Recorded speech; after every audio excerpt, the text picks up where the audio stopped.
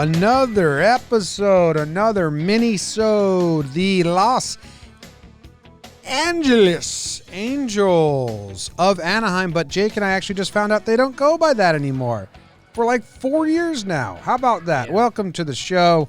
We are talking Angels baseball. Go Halos! Jake's favorite team. They got a new manager, Jake. They got a new third baseman. They got some new pitchers. And they got the same old Mike Trout.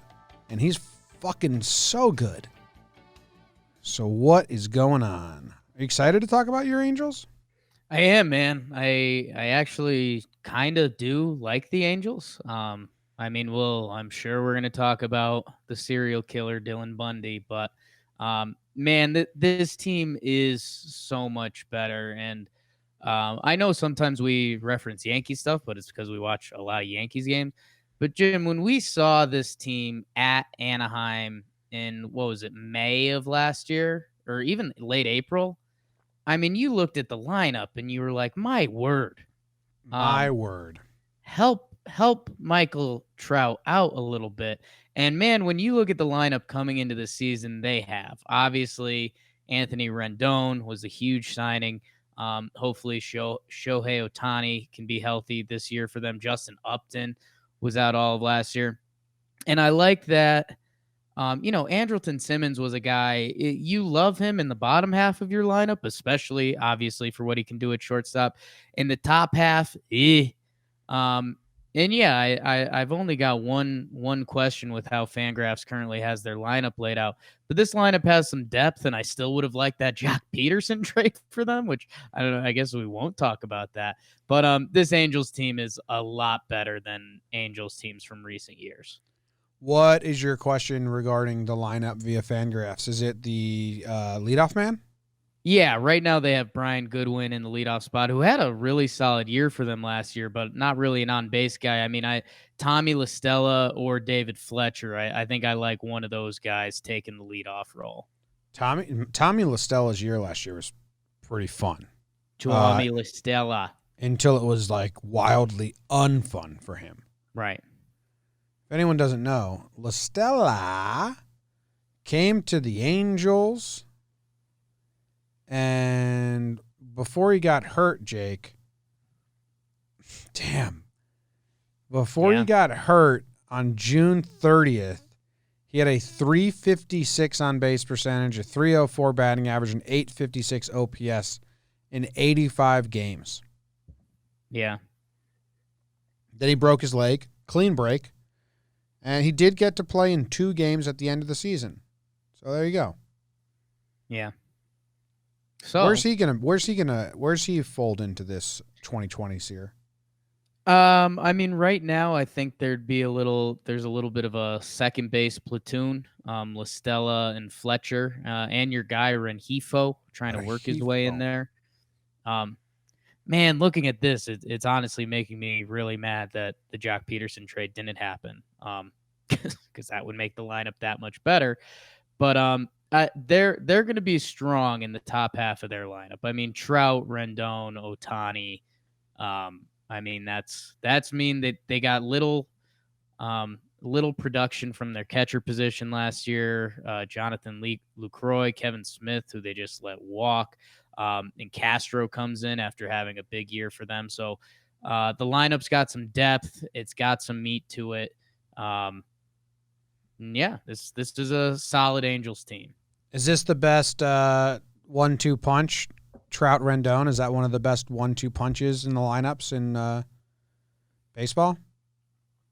Yes. Because Trout's the best. 185 OPS plus last year. Rendon, 153 OPS. And, 153 is phenomenal. Really good. Yeah. And Trout's got him with a 185. We pulled up the stats before we started recording this, and I just audibly went, holy shit. Every time you look at his numbers, it's amazing how good he is. He had a 645 slugging percentage. They both had OPSs that were 1 dots on the season. So is that's the best 1-2 punch, you think? Probably, yeah. I mean, coming into the season, you have to think so because nobody can go toe for toe with Trout. I mean, if you want to make a fight for Yelly or someone like that, you can, but why bother? And then the year, I mean, the year that Rendon's coming off of, yeah. Yeah. Crazy.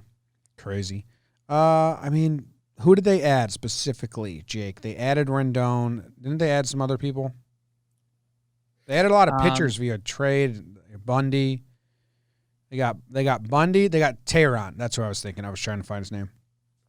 Tehran. I like the Tehran signing a lot. And yeah, I think lineup wise, before we close off some of that and get to the Angels pitching, the guy we have to mention, and I mean he's also their top prospect, Joe Adell.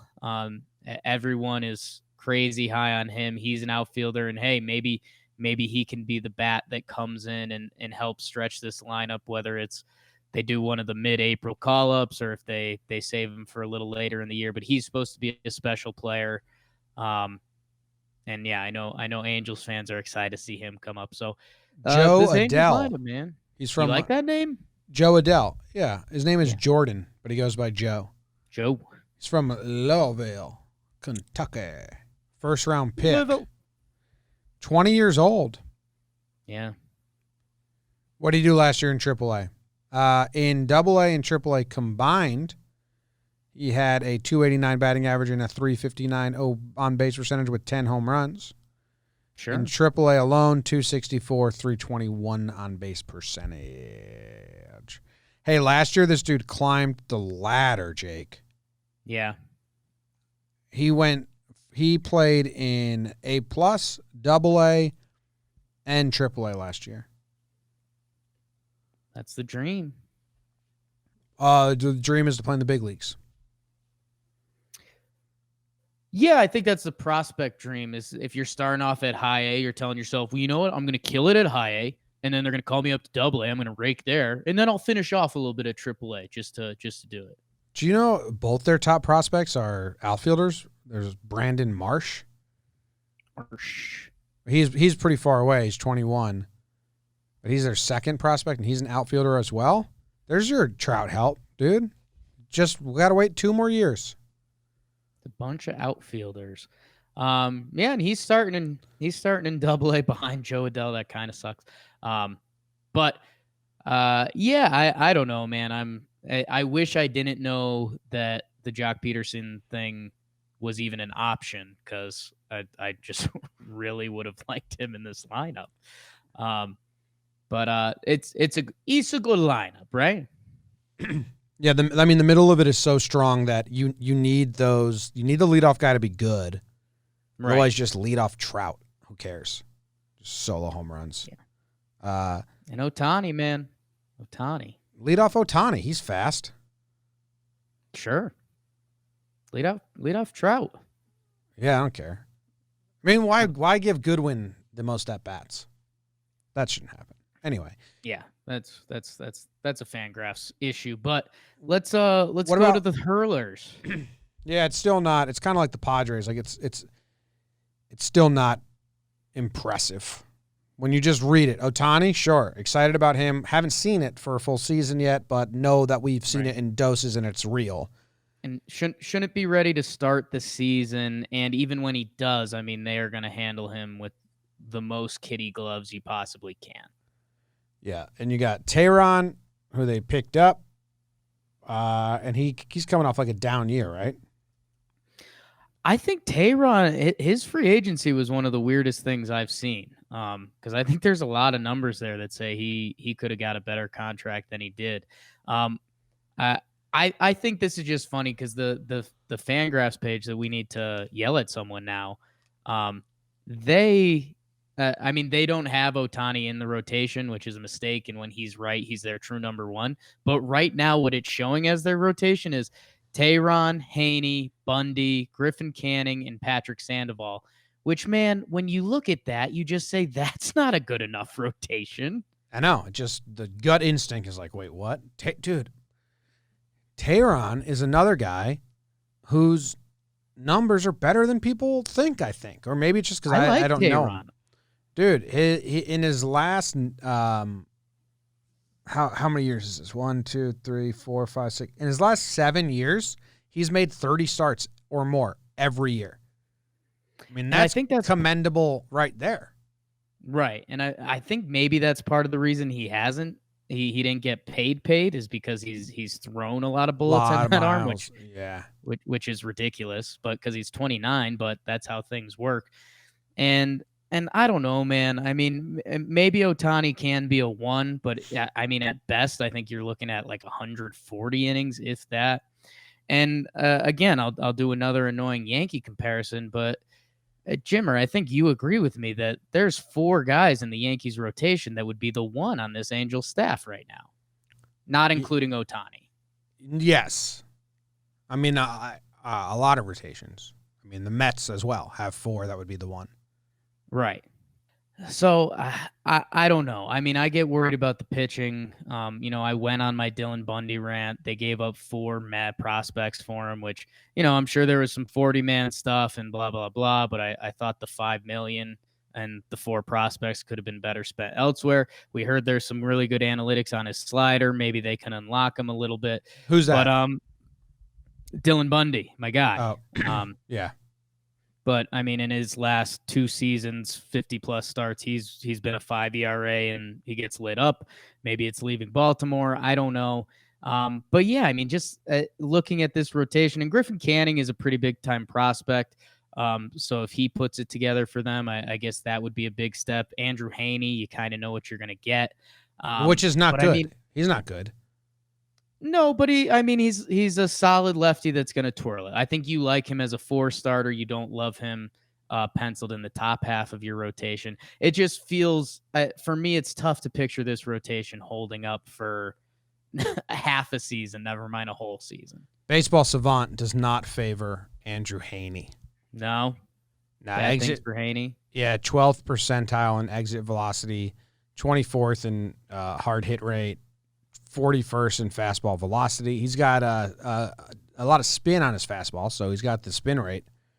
But his curve is nothing grades well on that. And, I mean, his results haven't been great either. Not great. He got the punchies last year, but that's it. Yeah, and the other thing, I mean, not to an area we don't normally enter, but I mean, the whole Tyler Skaggs thing last year, I mean, that was incredibly sad. And he was supposed to be a guy for them. And now, especially you and I are getting pulled into this kind of California baseball world with our connect with Plouffe. And I mean, that was crazy and kind of got overlooked for last year. And I mean, for what this team does want to do this year. So, well, that's why they have Madden to loosen everything up. They bring in the new manager. Yeah. He's going to look great in red. He's going to bring the Penguins in. He's going to bring the Magicians in. Spring training is going to be like summer camp for 10-year-olds. And they're just going to be as loose as they've ever been. Mike Trout's going to drink a million slushies. Rendon's not going to enjoy a second of it. Right. I mean, you put a Penguin in the clubhouse, Rendon won't notice it. Otani's going to have no idea what's going on. Yes, he's going to think American baseball is weird. What do you guys do? Why is there a magician in my clubhouse, Skip? Skip, I'm not feeling this. Yeah. I got a pitch today. We haven't talked about pool hosts at all. And do you want to? I mean, a little bit. It ends up making me sad. I think, the stat line, when you look at it, is tough that's the Albert Pujols we're watching. I think it was funny when we did watch him last year. He's still a threat. Like, don't make a mistake to Albert because he will punish you. But that's kind of all he's getting to, man. And no, in 2018, his baseball savant numbers, like his exit velo, his hard hit rate, all of that was kind of good. You make a mistake, Albert's got it, baby. But in 2019, all of those red dots skewed left and went blue. His sprint speed, he's got to be first percentile. Who's slower than Albert Pujols right now? No one. They have him as the third percentile. They have him as the third percentile, and that's just a lie. Baseball savant. He sets the bar. Yeah, show random video. Here we go. Danny Duffy foul to Albert Pujols May 19th. Fouled it right back, Jake. And if you're one of our younger listeners and you didn't see Prime Pujols, look up a couple videos. It's worthwhile. I mean, dude was a monster. I copied his stance when I played youth baseball. Huge mistake. Didn't work on me. But Jim, his stat lines now are funny, man. He had 43 walks last year and 68 strikeouts. Like, the dude's not striking out. He's still putting up tough at bats. He just can't get it out there. Yeah. In his first 11 seasons, he had MVP votes. Yeah. Yeah. His first 11. And in Trout's first 1, 2, 3, 4, 5, 6, 7, 8. I mean, and he won the MVP last year. So his first, they both have 3 to their name, I believe. And Pujols had votes in his first 11, and Trout will, unless he misses a season, he's going to have votes in his first 11 as well. And a line that you always say is that when our kids grow up and they're obsessed with Baseball Reference and they're going to be like, holy smokes, 2 of the best hitters of all time were teammates for 7 years and they never won anything?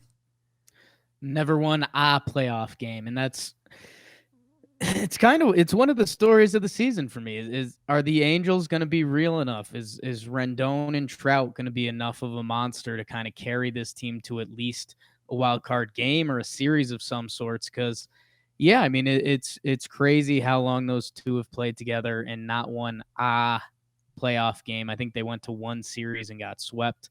And yeah, I mean, it's How obviously Trout doing that skewed, but series? it's skewed by obviously where Albert Pujols is in his career. Did you know Albert Pujols is the all-time record leader in ground into double plays? That's tough. That's mean. That's mean. That's mean. That should not be the stat I shared. But what's Trout's postseason numbers, Jake? So 3 games they played against the Royals. Oh no, 1 for 12, JOMBOY. With the homer, though. I mean, best baseball player arguably ever, and he's 1 for 12 in postseason history. With a homer. With a homer, though. So, yeah. All right. I mean, boils it down to this. I don't believe in their rotation. Ohtani would have to carry them, being their ace. And you have a bunch of other people to step up. But their lineup is really good. We like it a whole bunch. And you know what, Jim? I'll make everyone a little bit of free money right now. Mike Trout is your MVP this year. Oh, okay. How many games did we watch of Angels baseball where they don't even bother pitching to Trout? Yeah. Because it's just not worth it. So if they can just keep Anthony Rendon healthy and behind Trout all year, I mean, the dude might do stupid stuff. He finally has someone to protect him. It's crazy. Guys on contract years, Tehran, Andrelton Simmons, Jason Castro, Tommy La Stella. I think this is an interesting one because I don't think they can sell, man. Even if they're bad? I mean, Even you can flip Tehran if he's good and they're bad. You can flip Tehran. I mean, just think of the message. They signed Rendon to the big contract. Mike Trout, blah blah blah. But if they're out of it, everyone will understand that that's a smart thing to do. They have to be big time out of it, and I don't think they're gonna be enough out of it to be big time out of it. That's true, especially with the 2 wild cards now. They might. Yeah, I don't think they're selling, but they'd have to be so far out of it. Something would have to go so wrong, like a Trout injury and an Ohtani injury. Right. Or Rendon won his World Series and just seriously doesn't care anymore.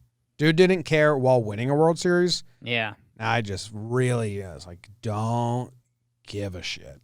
And yeah, final note from my end, Jim. We've been looking at Baseball Reference projections, some Fangraph stuff.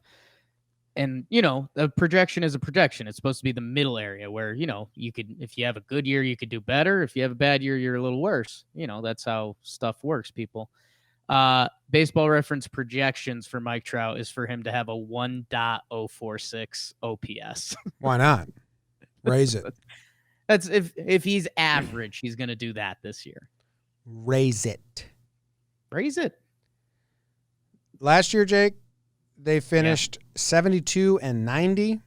They are projected to win. The over-under by Vegas is 83.5. Husker do's, Husker don'ts. Going under. I'm going under. I think I'm going to go over. I think it's going to be tight. Are you just trying to win back the Angels fans? No, I think I mean it. I'm talking myself into Trout having an insane year because he has Rendon with him, and if Rendon has almost an average year, I mean that's so much more production around this Angels team than they've seen, and I think they're like selling out to try to get to the wild card this year, so they'll be in it. They'll come up just short, because I mean the pitching's just not enough. Okay, I do like that they're going to like scratch and claw with their fingernails for that inch. Like, think we see these teams around the trade deadline that do the trades you're kind of talking about, that it's like, hey, we're going to flip one reliever, but we still think our team can fight. Like, Angels can't do that. They have to fight. All right, we have a fun fact here. It's that Mike Trout proposed to his wife with a skywriter. Of course he did. The dude loves looking at the sky. Yeah, that's a layup. That was, I mean, he was born to be a weatherman and be part of nature in the sky. So of course he did that. What's better than, proposing to your wife in the sky and seeing those cumulus nimbus clouds right next to it? Honey, come here. You got to check out the sky right now. Oh, shut up, Mike. I don't care about your damn weather reports. No, but honey, these clouds are different. You have to come see them. I don't care, Mike. Please come out here. Okay, what? Look at that sky. I will. And they kiss and stuff. Beautiful. Very beautiful. Congrats, Mike. And that was a reenactment of their proposal. And it was awesome. Thank you guys very much for listening. We appreciate it, and we'll be back tomorrow with another episode.